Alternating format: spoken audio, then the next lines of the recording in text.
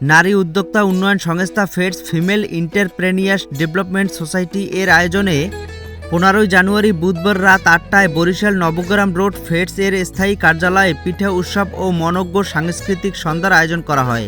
ফেডসের সদস্য মুবাশশিরা তাজদিকের সঞ্চালনায় অনুষ্ঠানে প্রধান অতিথি হিসেবে উপস্থিত ছিলেন বাংলাদেশ কৃষি গবেষণা ইনস্টিটিউটের প্রধান বৈজ্ঞানিক কর্মকর্তা ডক্টর আলিমুর রহমান।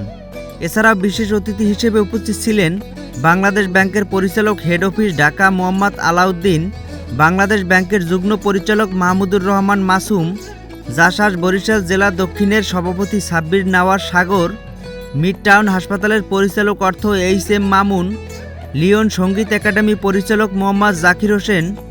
অনুষ্ঠানের সংগঠনের প্রধান উপদেষ্টা হিসেবে উপস্থিত ছিলেন বরিশাল জেলা আইনজীবী সমিতির সদস্য অ্যাডভোকেট মাহবুবুল ইসলাম জুয়েল, পুরনপাড়া প্রাথমিক বিদ্যালয়ের সহকারী শিক্ষক ফেরদাউস ইয়ারা, মিড টাউন হাসপাতালের ব্যবস্থাপক মোহাম্মদ সাখাওয়াত হোসেন, অ্যাডভান্স কোচিং সেন্টারের পরিচালক মোহাম্মদ রবিউল ইসলাম শান্ত। উক্ত অনুষ্ঠানে সঙ্গীতশিল্পী হিসেবে উপস্থিত ছিলেন আবু নৌসিন মোহাম্মদ ফারুকি, নুরুল আমিন চৌধুরী, তারিকুল ইসলাম উৎপল, সঞ্চয় কুমার ওঝা, চন্দ্রিমা ব্যানার্জি, জয়প্রান্তি আকা, গুনগুন রয় সহ অন্যান্য ব্যক্তিবর্গ।